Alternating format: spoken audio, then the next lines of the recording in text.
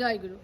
আমি আজকে এসেছি বাঁকুড়ার মালিয়ারাতে ঠাকুর নিগমানন্দ দেবের এখানে যে সংঘ প্রতিষ্ঠিত আছে সেই সংঘ প্রতিষ্ঠার এখানে আজকে জন্মোৎসব পালিত হচ্ছে এবং এই জায়গাটি হচ্ছে রাস মন্দির। এখানে খুব সুন্দর জায়গা। আমি একজনকে পেয়েছি, গুরু ভাইকে, আমাদের দাদাকে।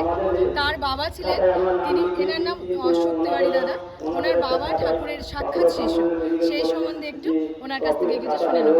জয় গুরু দাদা, আপনার বাবার নাম এবং কবে, কখন, কিভাবে ঠাকুরকে পেলেন? টাইমটা ঠিক বলতে, দিনটা ঠিক বলতে পারবো। আমার বাবার নাম তেওয়ারি।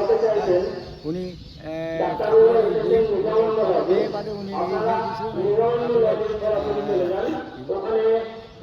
তারপরে ঠাকুরকে পাবার জন্য খবর নিতে লাগলেন যে কোথায় ঠাকুরকে পাবো। তারপর উনি হালি শহরে খবর পেলেন যে ঠাকুর হালি শহরে আছেন। উনি হালি শহরকে চলে আসেন।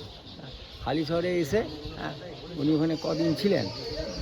তারপরে ঠাকুরের কাছে উনি এই চেয়েছিলেন যে আমি সন্ন্যাসী হব। তো ঠাকুর বলছে, তখন বাবার বিয়ে হয়ে গেছে। ঠাকুর খুব বকাবকি করেছে। করার পর বলছে ঠিক আছে, তোকে আমি সন্ন্যাসী দেবো, তুই 7 দিন থাক।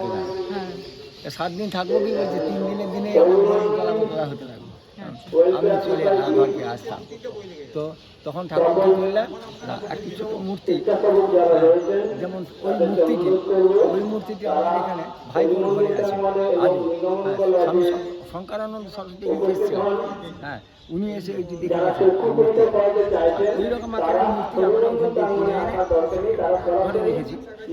সেই মূর্তি উনি বলেছিলেন তুমি গলায় ঝুলিয়ে ঘরে যাও, কোথাও নামাবে। সেখানে গিয়ে তুমি পূজা করবে, তাহলে তোমার সন্ন্যাস কিছু হয়ে যাবে। তো এখন এই আমার বাবাকে সেই জন্য, যেহেতু উনি ঠাকুরের ডাইরেক্ট ছিলেন, তাই দুর্গাপুরে বড় বড় অফিসাররা ওনাকে খুবই শ্রদ্ধা করেন। আপনি কখন দীক্ষিত হলেন? আমি দীক্ষিত অনেক আগে হয়েছি। আমার ইতিহাস আলাদা। আমি সত্যানন্দ সরস্বতী আমার নিজে হাতে পৈতা দিয়েছেন। তারপরে উনি আমার দীক্ষা দিয়েছেন স্বামী সত্যানন্দ সরস্বতী। আর বাবার সঙ্গে ভালো ছিল। ওনার সঙ্গে গিয়ে উনি নিজে হাতে আমাকে পৈতা দিয়েছেন, আবার দীক্ষা দিয়েছিলেন। সেটা দিয়েছিলেন গোস্বামীদের ঘরে, ওইখানে দিয়েছিলেন। তার মানে উনি এখানে এসেছিলেন তাহলে? হ্যাঁ, না, গোস্বামীদের ঘরে দুর্গাপুরে। আচ্ছা আচ্ছা, গোস্বামী দাস কাকুর বাড়ি আছে। আচ্ছা, তার ঘরে দেখাটা নিয়েছে।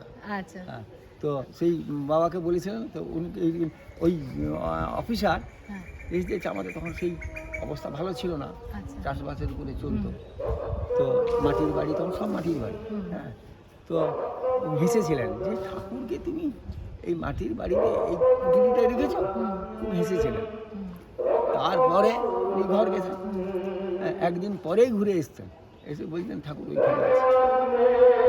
ঠাকুর আমাকে দেখা দিয়েছে ওইখানে আছে।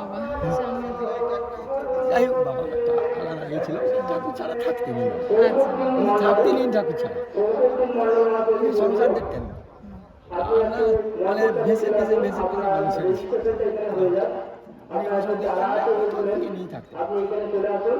খুব ভালো লাগলো দাদার সাথে কথা বলে।